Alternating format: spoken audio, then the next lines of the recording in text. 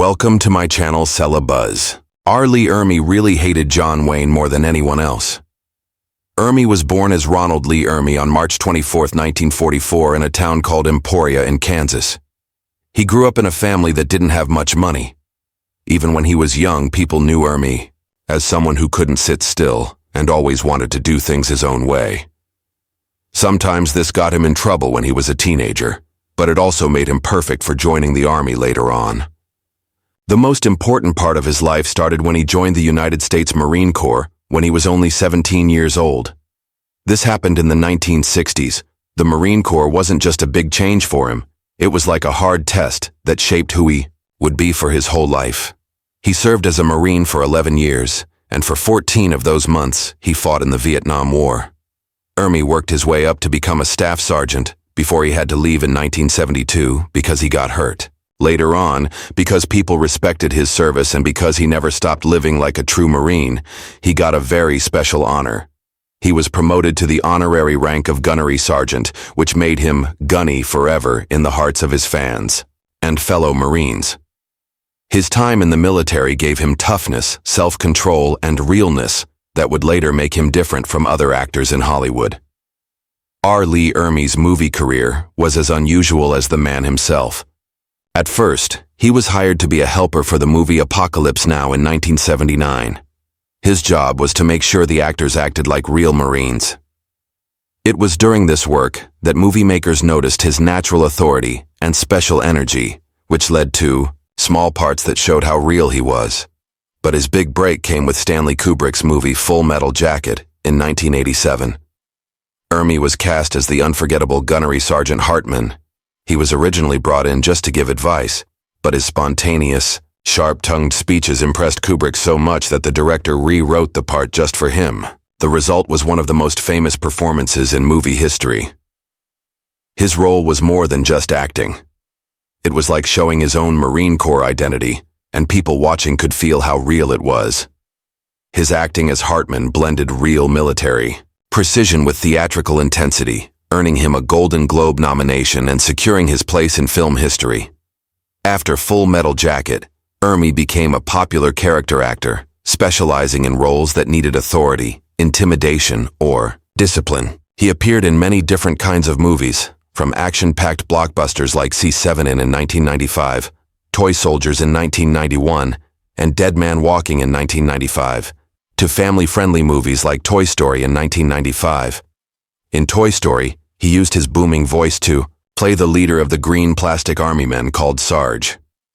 He played this beloved character again in the sequels, showing he could connect with audiences of all ages. He also appeared in horror movies like The Texas Chainsaw Massacre in 2003 and its prequel, The Beginning in 2006, where his scary authority took on an even darker edge. Besides movies, Ermey became a regular on television, hosting shows like Mail Call and Lock and Load with R. Lee Ermey on the History Channel. On these shows, he combined his military knowledge with his larger-than-life personality to teach viewers about weapons, tactics, and history.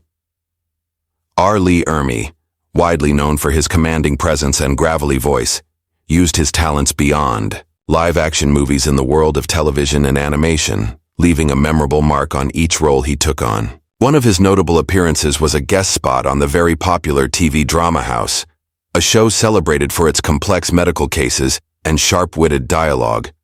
In this show, Ermey brought his trademark intensity and authoritative manner to the screen, giving his character a presence that connected strongly with audiences, even in a short appearance. His ability to show seriousness and discipline, learned from years in the military and his famous role in Full Metal Jacket, allowed him to stand out among the ensemble cast. This showed that his talents were not limited to military roles, but could make diverse television genres better.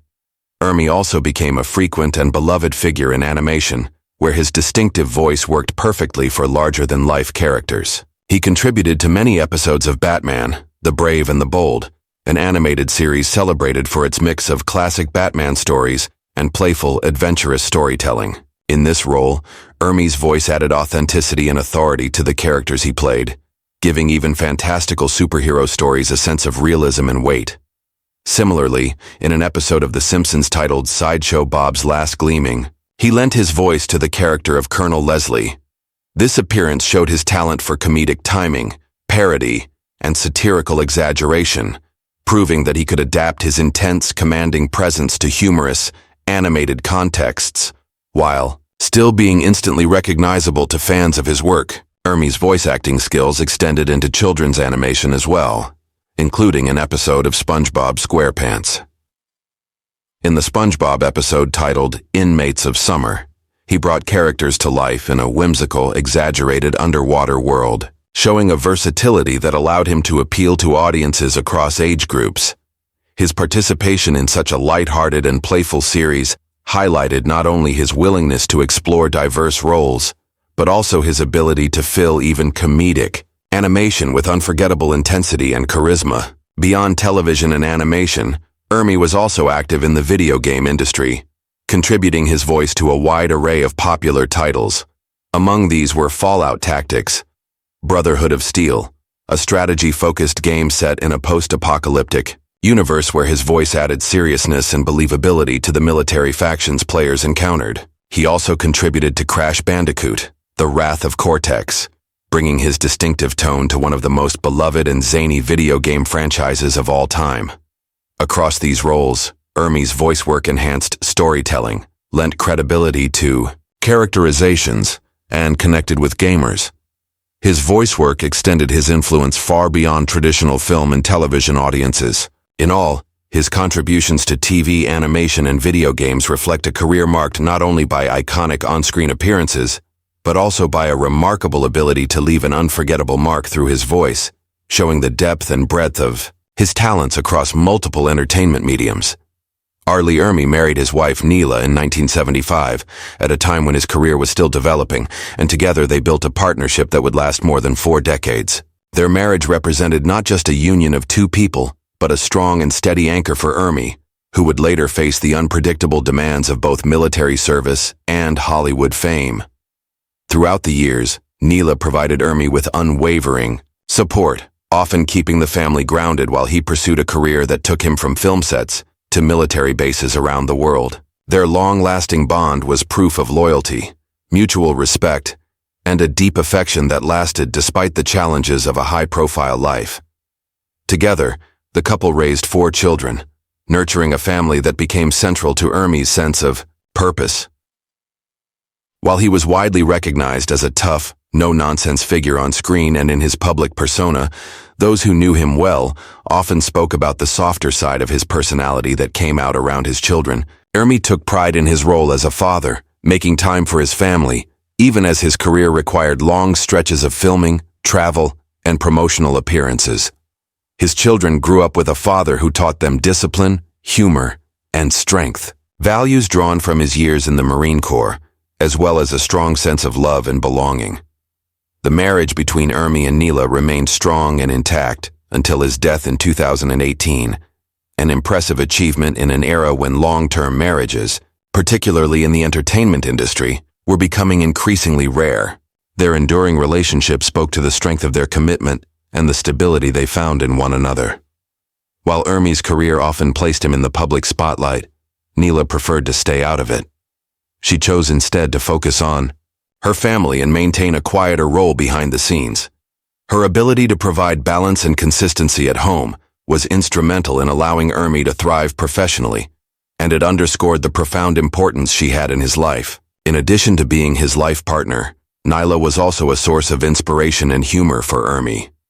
He affectionately referred to her as Mrs. Gunny, a playful nickname that he frequently used on his History Channel series Lock and Load with R. Lee Ermey. This nickname not only highlighted his fondness for her, but also reflected the way he incorporated his family into his public persona. By calling her Mrs. Gunny, Ermey revealed a glimpse of his personal life, reminding fans that behind the stern drill instructor image was a devoted husband who found joy in celebrating his wife. This affectionate reference became a recurring theme in his shows and interviews, demonstrating the depth of his love and admiration for her. Ultimately, R. Lee Ermey's marriage to Neela was one of the defining aspects of his personal life. It provided him with the stability and happiness necessary to face the demands of both his military and acting careers. His devotion to his wife and children offered a counterbalance to the gruff, larger-than-life characters he portrayed, showing that at his core, Ermey was a family man. Their love story, which began in 1975 and lasted until his passing more than 40 years later, stands as one of the most enduring testaments to his character, revealing the deeply human side of a man best known to the world as the Gunny. R. Lee. Ermey, known for his blunt opinions and no-nonsense personality, never held back when talking about actors he respected, and especially those he did not. Out of all the names that came up in his interviews, one figure stood out as the man he despised above all others: John Wayne. Ermey made it very clear that in his eyes, Wayne was a fraud, a Hollywood invention who played at being a soldier but never actually lived it. He would say, "I truly hated that son of a gun more than anyone in Hollywood, bar none." For Ermey, the hatred came down to authenticity. As a former Marine drill instructor and Vietnam veteran, he placed the highest value on real service, discipline, and brotherhood. John Wayne, in his view, represented the opposite. A man celebrated as the ultimate American war hero on screen, but who in reality had managed to avoid serving in World War II when countless other actors, athletes, and ordinary young men went overseas. Ermey didn't hold back about this. Wayne strutted around in a costume pretending to be the kind of man he never had the guts to be. Meanwhile, real Marines were bleeding out in the mud. I never forgave him for that. Another reason Ermey's contempt ran so deep was the influence Wayne held over the public. Millions of Americans saw John Wayne as the ultimate example of courage, patriotism, and toughness. Ermey considered this a dangerous illusion. People looked at him and thought that's what a warrior looked like. But he wasn't a warrior. He was an actor cashing paychecks while others did the fighting. That burned me up. It wasn't just Wayne's draft deferments that infuriated Ermey. It was also the way Wayne carried himself off-screen. Ermey often felt that Wayne believed his own myth, walking around like he was truly the indomitable war hero he portrayed in films. To Ermey, that was the greatest insult of all. I can respect a man who says, "I'm just an entertainer." Hell, Bob Hope never pretended to be a soldier, and I love the guy. But Wayne, he puffed up his chest, talked about duty and sacrifice, all while making damn sure he never had to face it himself. That's hypocrisy at its worst.